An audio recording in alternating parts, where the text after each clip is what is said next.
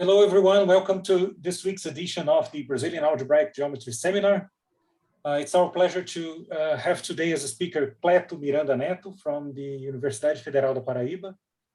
And he's presenting us his work on the vanishing of Ext modules and characterization of smoothness in algebraic varieties. Cleto, please go ahead.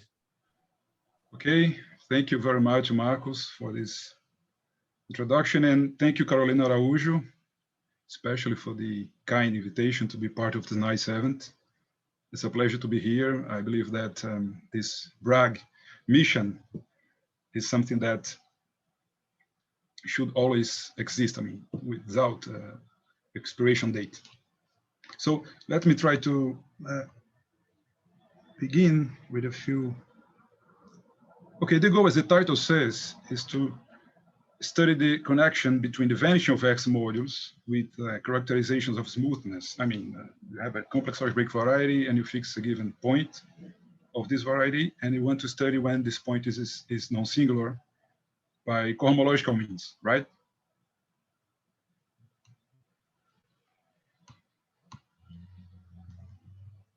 So in order to make this presentation more organized, I've divided it into three parts, because the first one will be more algebraic and concerned with finite projective dimension with prescribed bound. This means that you have a finite generator module over a local ring, and you have a positive integer, say little I, and you want to give conditions under which the projective dimension of this module is bounded above by I, or I minus 1, something like that. So this is the first goal. And in particular, we'll quickly derive Freeness criteria, taking I equals 1. This will be easy, as soon as you have these prescribed bounds, okay, bound theorems. And finally, smoothness criteria, which is the more, has some geometric taste. This is, by the way, not going to be a very deep geometric talk, so I hope I expect your indulgence. It's due to my, ignorance, lack of knowledge, but I've tried to put some toppings, geometric toppings on my algebraic pizza. So this will be the last part of the talk. Let me begin with this so-called dualizing complexes with some motivation. First, we have this convention that by ring we mean the theory commutative ring with 1, okay? And R stands for a ring throughout this talk. One of the central goals of homological commutative algebra is to obtain criteria for freeness of modules. And this is quite typically done in the Cohen-Macaulay case. And you may then predict that Cohen-Macaulay case, R is Cohen-Macaulay possessing a canonical module, say. So you can predict that the dualizing complex will take the role, will play the role of the canonical module in the case where R is not necessarily assumed to be Cohen-Macaulay. This is the plan, right? So as a matter of illustration and motivation, I'm going to state a result which in fact is not new in the sense that, it hasn't been stated anywhere, but it's a quick consequence. It has two parts, say part A, which I'm going to show in the next slide. Part A follows directly from Grothendieck's local duality theorem, and part B will follow from one of its generalizations, which was obtained by Herzog and Zamani using generalized local cohomology models. So this is the result, which is a kind of motivation for us in the Cohen-Macaulay case, as I said. So R is a Cohen-Macaulay local ring with positive dimension D, okay, with canonical module. So suppose this big N is a finitely generated R module with finite projective dimension. So PD sub R, we always denote projective dimension over R, right? And you assume any of the following conditions. So A, have this vanishing of Ext modules here, okay, jth Ext of N against the canonical module is 0, with J varying from 1 to D. And the second one, there's a difference on the right-hand spot, which is N tensor canonical module in the same range. So assume any of these conditions, either A or B holds, then N is free. This follows easily, as I said, okay, from the above mentioned duality theorems. So anyway, it's easy to see, but it has inspired some questions to begin with. First one is it possible to relax the Cohen-Macaulay with canonical model hypothesis? In this case, what would be the most appropriate substitute for omega? Okay, what would be a better replacement for the canonical model? And then it comes to the scene, the dualizing complex. So the answer, first of all, is yes. Okay, it's possible to drop the Cohen-Macaulay hypothesis. And the substitute for the canonical module is another notion which is standard in homological algebra and is called, it comes it arises from the notion of dualizing complex, which is the following. You have a bounded complex, say D, of injective R modules with finitely generated cohomology modules. Okay. It is dualizing for R if for any R complex X with finitely generated cohomology modules, the natural, say, biduality map, okay, with respect to D, this is a map of complexes, is a quasi-isomorphism. This means that it induces isomorphisms at the cohomology level. Okay, I know that this may sound quite abstract or technical or maybe a bit complicated, but it's a convenient generalization of the notion of canonical model, as will be clear. Okay, so I know that this for any here may be quite scary, but I have good news for you. It suffices to take X equals R, the ring itself. And when I say in the usual sense here, it's because there is a standard way, I mean, of regarding or realizing a module as a complex, because you have a complex is graded, and then you can regard a module as concentrated in degree 0 and so on. There is a standard way to do it. Okay. So if you take X equals R, then the previous map is reduced. If X is R, then you have R here. This inner home here will be D. Then you have home from D to D. Okay. That is the natural biduality map, turns out to be, in this case, the homotopy map. And then it still must be a quasi-isomorphism, okay, by assumption. So it suffices to consider this very simple complex, I mean, R itself. So it's not hard, at least theoretically speaking, to check whether a given complex is dualizing, because you have from for any to just one complex. So this is a great simplification of of course, this is a result. I'm not speaking about the proof and so on. That's a favorable fact. Okay, as to the existence, a local ring has a dualizing complex if and only if it is a quotient of a Gorenstein local ring. You see, in order for a ring to have a canonical module, I mean, a Cohen-Macaulay ring has a canonical module if and only if it is such a quotient. But what if you want to drop, or we need to drop the Cohen-Macaulay assumption? That's the main motivation of the first part of this talk. Okay, so first of all, we have this existence result with a quotient of a Gorenstein local ring admits a dualizing complex. And then, for instance, by the well-known Cohen's structure theorem, every complete local ring admits a dualizing complex. And this is wonderful because, by the way, many of the results and its proofs can be reduced to this case. As a matter of example, I don't want to go into details because it's a bit technical if one eventually is not familiar with some ingredients here. But anyway, you have a Cohen-Macaulay, not Cohen-Macaulay, a local ring, okay, with residual field K, and you consider E, say, it's the injective hole of the residual field. So you pick any sequence generating an M-primary dual, and you consider its check complex, associated check complex. Finally, you take its matless dual, the matless dual of the check complex of the sequence. This guy is a dualizing complex for the completion for R hat. As a matter of example, I mean, this is explicitly an example of a dualizing complex in the complete case. There's another property which may seem quite boring, but we also have good news here, which is that of dualizing complex, normalized dualizing complex. You say that the dualizing complex is normalized if this properties hold. This cohomology vanishes for these cohomologies vanish whenever I is different from D, and the Dth cohomology model here is isomorphic to K.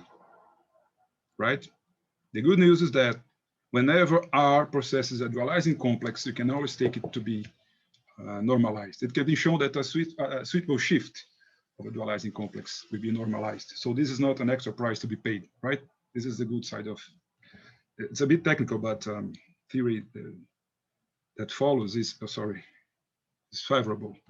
So as a matter of example, which is going to be one of the main ones for us here, is that if R is a Cohen-Macaulay local ring possessing a canonical module, so we are in the previous classical case, any minimal injective resolution of the canonical module is a normalized dualizing complex.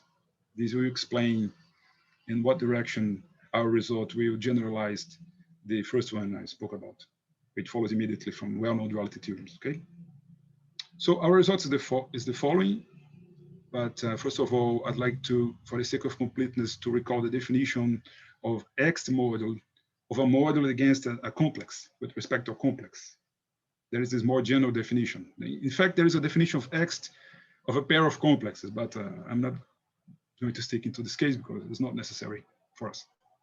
So if n is on our module and y is on our complex, I mean, suppose that y is a module, M. So we have the jth cohomology of hom of n against m, right? The usual way. I mean, sorry, this is an ejective resolution of m. Okay, so take this complex and a cohomology. But here, when you are working with the complex here in the right-hand spot, you must work in the derived category. So this R here stands for right derived functor and so on. This is standard stuff in homological algebra. But anyway, you have a module here, a complex here, and you take the jth cohomology. Then you get the jth Ext module of this pair, a module and a complex, right? So again, if y is a module, you can drop this R here. And you recover the standard definition of Ext module. So the theorem that we have obtained jointly with Freitas, Jorge Perez, and Peter Schenzer is the following.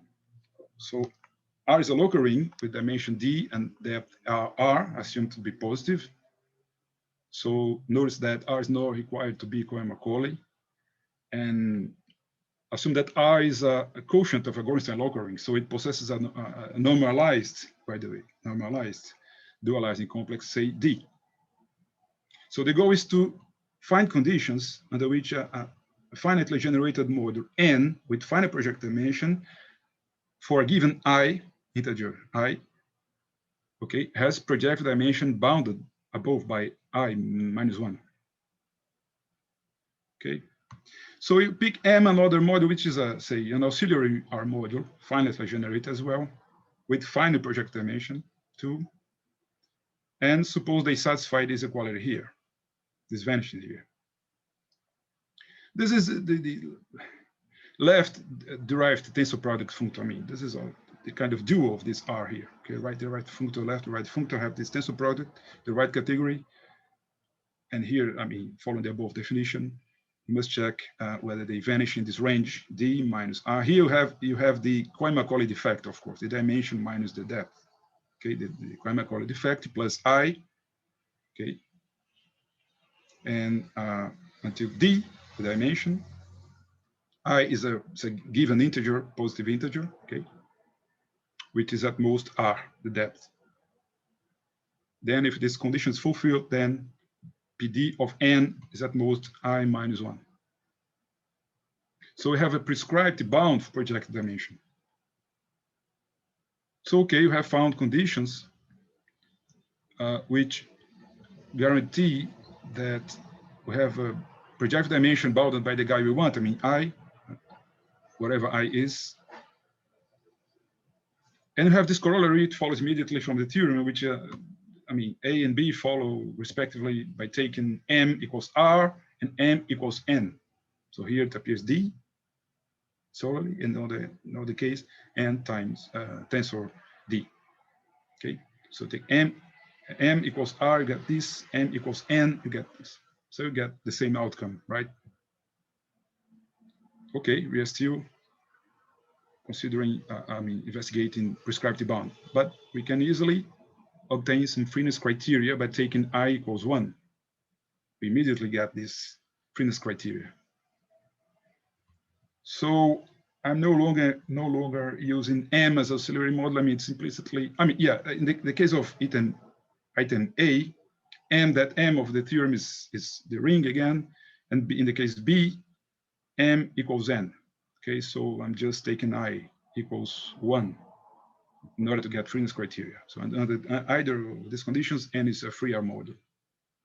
So this is a Freeness criteria. So the key achievement here is that R is not assumed to be Cohen-Macaulay. This is the key point. Okay. And as a consequence, we immediately recover the first result presented in this talk. The first one I presented. Just repeated that slide just to see how easily you can recover this result. Okay, if you go one slide back, you take, if you assume that R is Cohen-Macaulay, then as I mentioned before, okay, gonna Cohen-Macaulay with canonical model omega, then any minimum objective resolution for omega is quasi-isomorphic to omega itself. Since they are quasi-isomorphic, they yield the same cohomology. Then you can apply the previous result with D equals the canonical model. Okay, it's an immediate application of the previous result. So in fact, our result generalizes this, say, classical things. One example, just to show that this condition of PD of N being finite cannot be dropped, is the following very simple example. If you consider this one-dimensional complete intersection Walker ring, very simple, and of course, I mean, it's a complete intersection, so of wonderful properties. And N is this model here, R modulo X, the image of X in R. Note that X is a zero divisor, so this has dimension 1. Okay, so it is maximal Cohen-Macaulay. However, the vanishing of this first X occurs, takes place, and also this vanishing of this guy also vanishes here. Okay, which are the conditions required in the theorem. But clearly N is not free. So, and the explanation behind that is that, of course, the projective dimension of N is not finite. As expected, this is infinite, of course, because it is Cohen-Macaulay. If its projective dimension were finite, then it should be free, which is an absolute, because N has a non-trivial annihilator, for instance. Okay. So this example shows that this hypothesis of the projective dimension of N being finite is actually necessary, and there's no hope to relax it. Let me mention just, at least en passant, this motivating, quite celebrated old conjecture due to Aslan from the middle 70s, which predicts that if R is a local ring and N is a finitely generated model satisfying all these vanishings for every I, positive integer I, then N is free. Okay. Notice that N is not assumed to have finite projective dimension. This has been, I mean, a hot topic in commutative algebra since its inception in the literature, since the middle 70s. And believe me, the Gorenstein case is still open. It's the critical case of this conjecture. It has been settled affirmatively in a lot of cases. In many cases, for instance, if you add normality, so if R is a normal domain, not only normal, but a Gorenstein normal domain, then this holds. Okay? If R is a not necessarily normal complete intersection, then this is known to be true, and some other case, right? But if R is only assumed to be Gorenstein, this is still open. And inspired by both our result and their conjecture, we proposed this problem in the same paper, which is the following. Again, making use of dualizing complexes and similar vanishings, similar models that appear in our theorem. And the key point here is that when you consider the Gorenstein case, our problem retrieves precisely the statement of the conjecture. So this partly justifies the interest in this question, okay? Okay, because if R is Gorenstein, then D can be replaced by R, simply. And here you have n against n, which is the original set of hypotheses here in the old conjecture. So this is a kind of generalization of version, more general version. Let me try to be a bit more geometric. Henceforth, we shall assume that X is a complex affine algebraic variety of positive dimension D, and P is a given point. Okay, so for simplicity, we denote the local ring of X at P by R, and its Gothic M here stands for its maximal ideal, and that is R is a localization at a maximal ideal in order for its true dimension to be equal to D. Okay, localization of a quotient like this, polynomial ring by a proper radical ideal I. Okay, also recall that a set of generators of this ideal gives rise to an R-linear map of 3 R modules like this, which is induced by the transpose of the Jacobian matrix of the generators. Okay, so we consider the Jacobian matrix, you transpose it, and then you go modulo I. So this is a map between 3 modules over R, okay? And then you simply define the module of Cayley differentials of the C algebra R as being this co-kernel and the co-kernel of this map. This is one of the ways to define this model. And of course, needless to say, this can be defined in much more generality, okay? It can just pick a ring extension K contained in R, where K is not even assumed to be a field, and then you consider the tensor product K algebra, and consider the natural multiplication map, take its kernel, this kernel is this so-called diagonal ideal, and you consider finally the conormal model of this ideal. This is the model of Cayley differentials in generality. Of course, it coincides with this definition in our concrete setting, and this definition, fits better to our needs. And also, here's a nice moment to recall this classical facts, okay? Very popular classical facts, which says that this fact says that omega is a free module necessarily of rank D in the present setting, if and only if R is a regular local ring, which of course means that P is non-singular in the sense that P is a simple point. Like this is smooth at P. So the freeness of omega. So in particular, you see, it's important to consider freeness of special model because they can give you back some nice geometrical properties.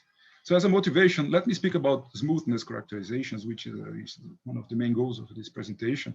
As a motivation, I recall the following conjecture, Vasconcelos' conjecture raised by him in the middle 80s, which says the following: if the projective dimension of the model of differentials is finite, then P is a complete intersection point.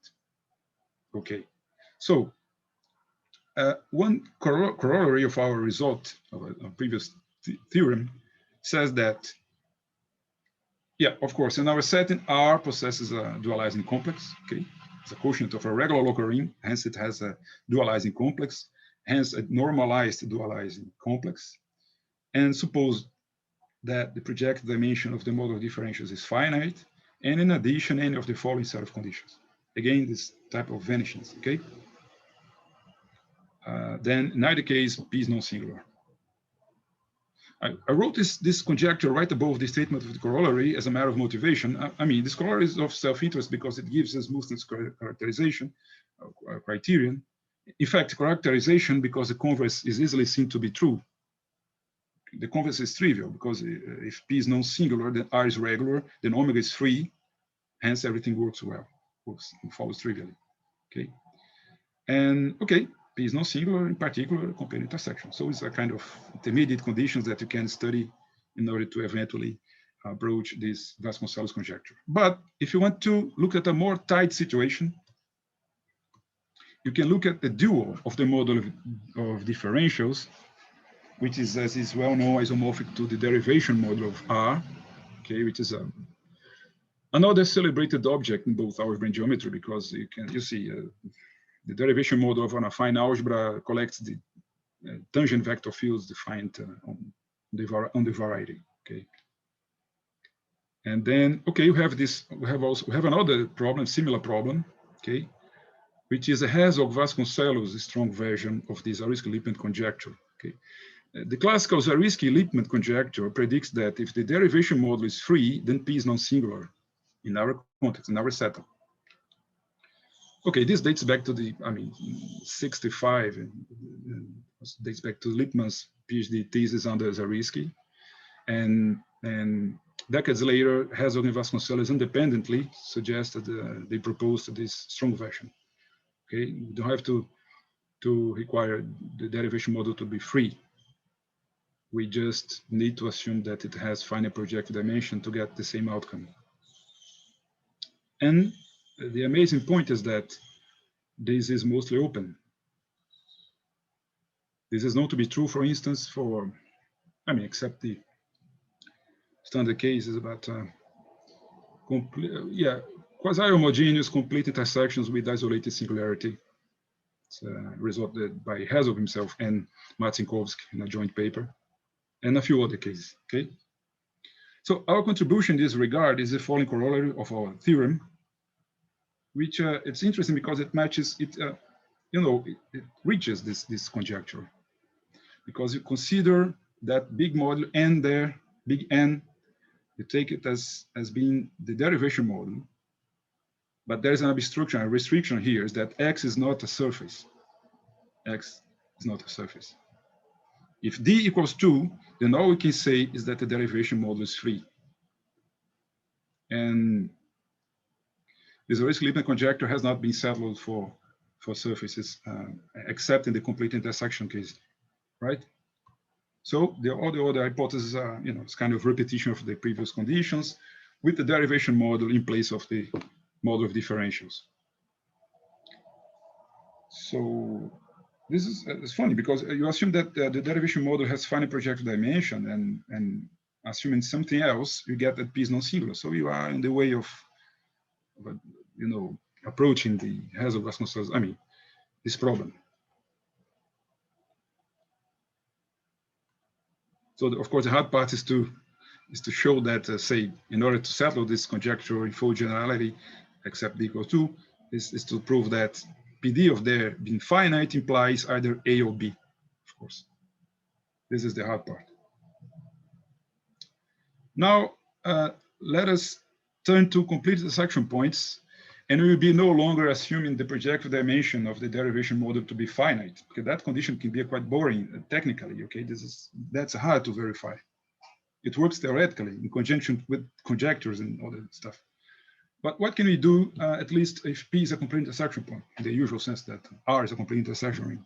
Well, it comes to the scene some quite exotic, curious hypothesis, which is that you assume that there exists a CZG module, U, big U, right?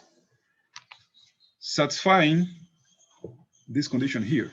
So you take the tensor product of the derivation model with U, you take its depth, and you must check whether it is not the depth of U minus 1.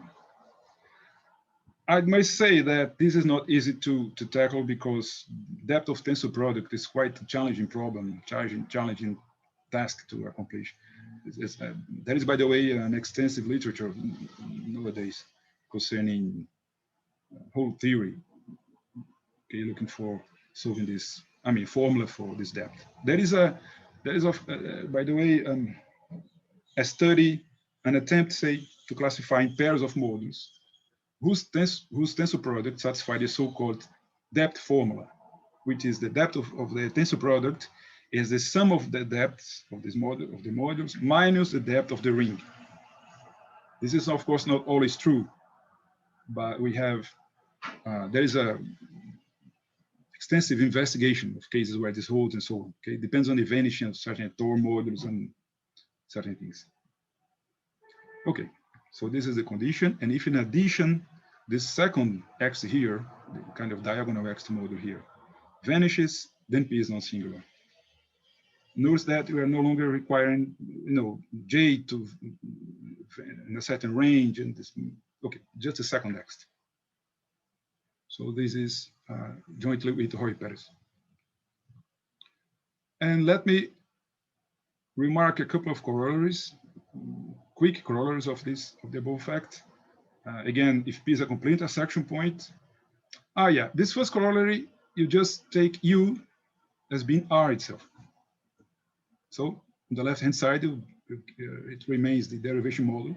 So if its depth is not D minus 1, and if moreover this vanishes here, occurs again, then P is non-singular.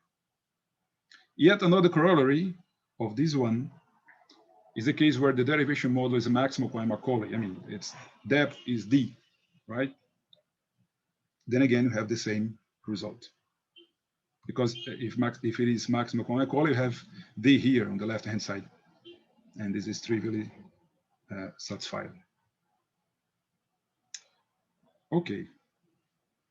What if P is a Gorenstein point? Okay. I mean, for completed dissections, we have this the above the results, but to reduce to this case, to extend to this case, we pay an extra price. I mean, two obstructions, which are the following. First, X must be a threefold, and the embedding dimension of R is at most 7. The embedding dimension, algebraically speaking, is the minimal number of generators of the maximum ID of R. So you see that the deviation is 4. So we have enough, I mean, room for R to be non-regular, but this result says that if you have this condition, and again, this condition, then P is non-singular. Okay. If any of these hypotheses, I mean, on the dimension, on the embedding dimension is not satisfied, as far as I know, there is no counterexample. So I don't know whether this holds for D equals 4 or something. Okay.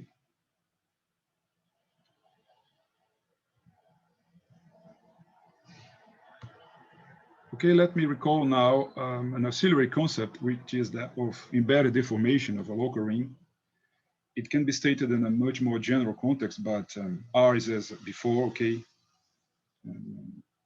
local ring of X at P, and given an integer C, at least 0,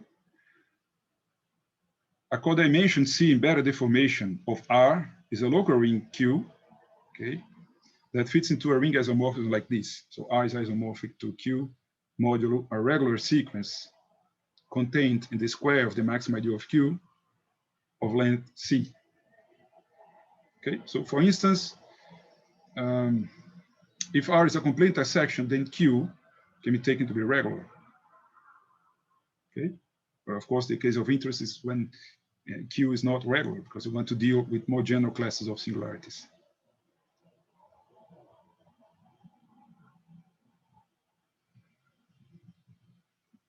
Well, I'm afraid I've spoken very quickly, but anyway, okay.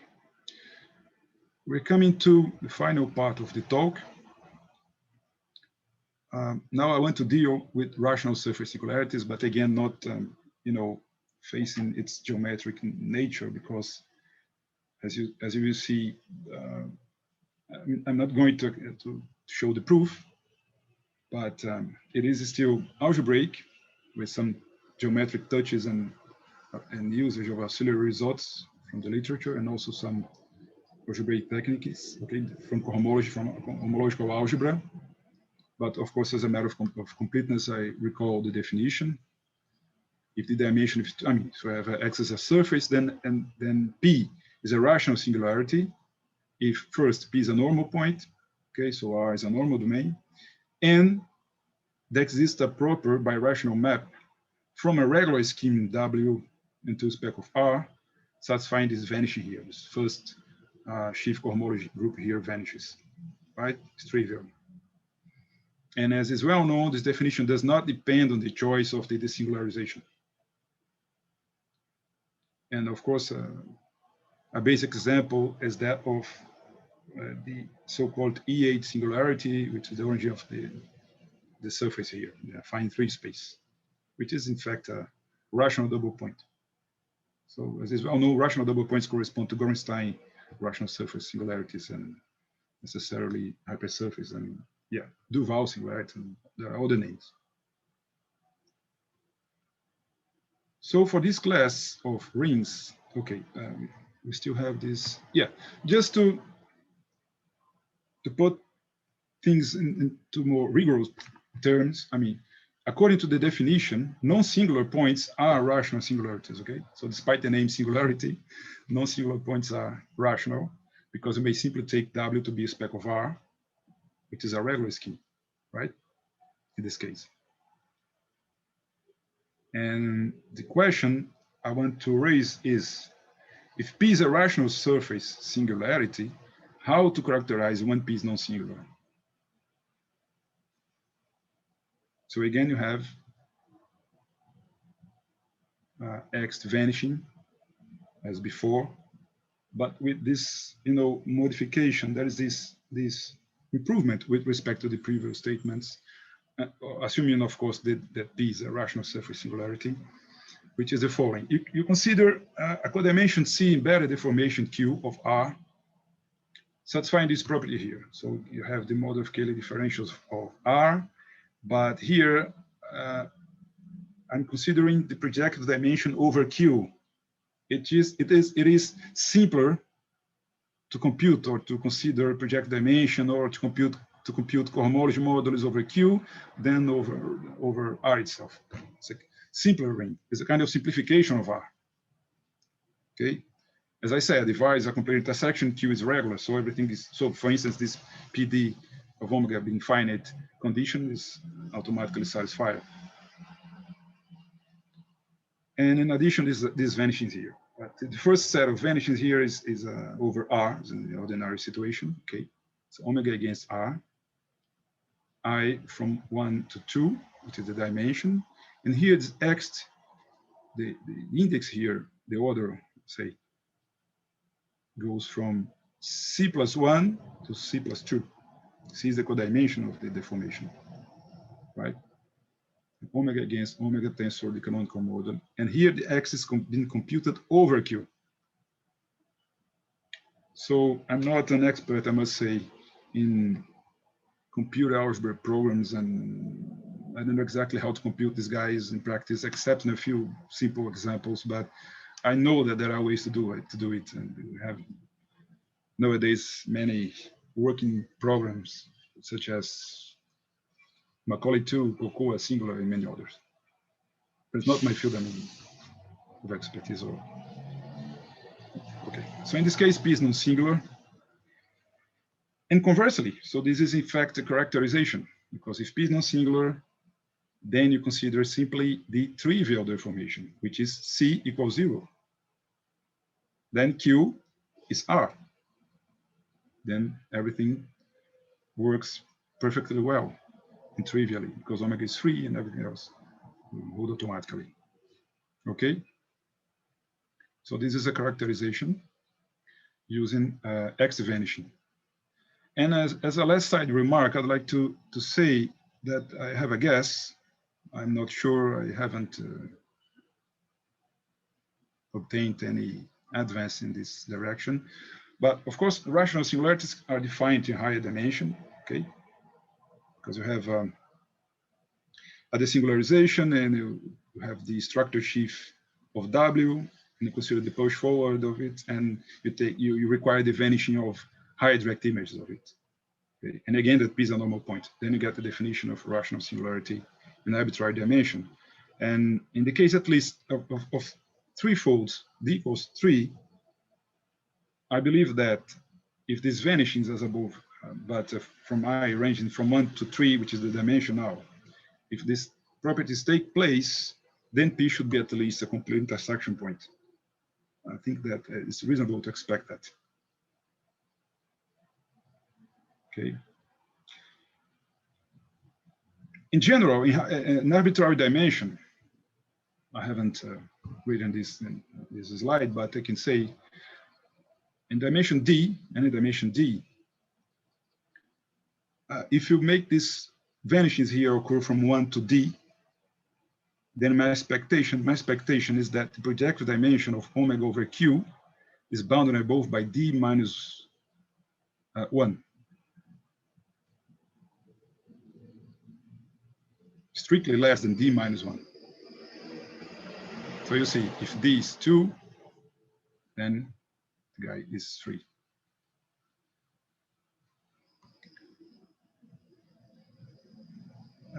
no, I'm sorry, no. The hypothesis is that the projective dimension of omega is finite, okay? It's finite. Then the result would be vanishing from, this Ext modulus vanishing from from 1 to D, then the outcome would be that the projective dimension of the model of Cayley differentials over R itself, over R, is at most D minus 1. Okay? Is at most D minus 1. So if D is 2, no, I'm sorry, is it strictly less than D minus 1? Sorry. So, yeah. If D is 2, then omega is 3, then P is non-singular, which is our result. Okay? Then if D is 3, then the projective dimension of the modular differentials would be at most 1. And then you can combine with Vasconcellos' conjecture, which says that in this case, P is a complete intersection. So at the end, I'm just conjecturing that this result holds in dimension 3. But I don't know how to do it. I mean, I'm not sure whether this holds, it's just my guess. Okay. So, okay, I'll stop here. Thank you very much for your attention. Thank you, Cleto.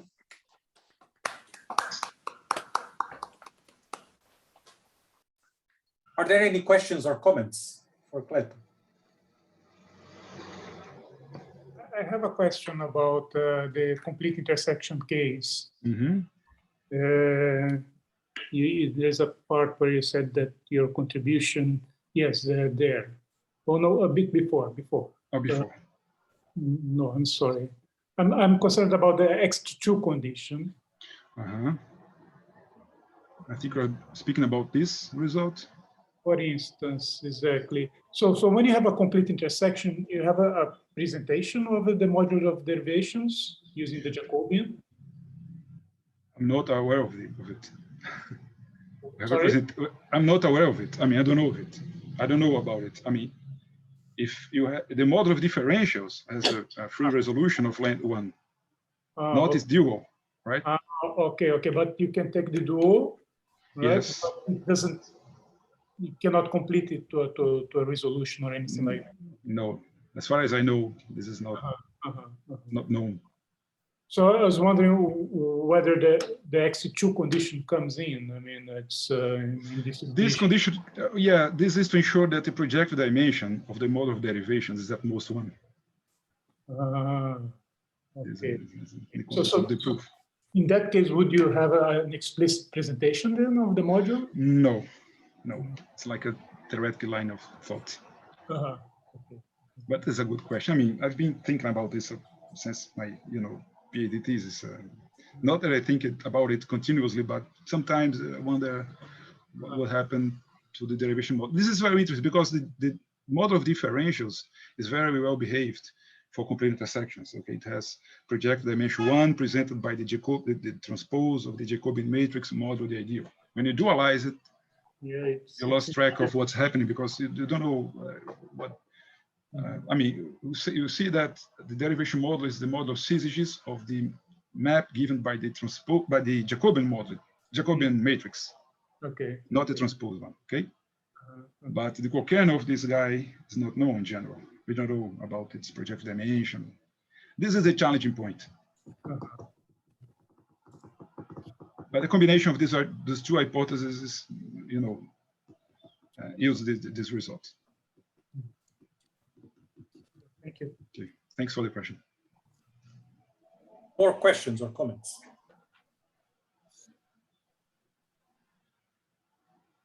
But then, Cleto, there are those situations in which this derivation module is a free module, right? Yeah, this is precisely the Zariski-Lippmann conjecture, which asks whether this condition forces the point to be non-singular. So a posteriori, we're dealing with the regular local ring. Okay, I mean, this geometric context we are considering.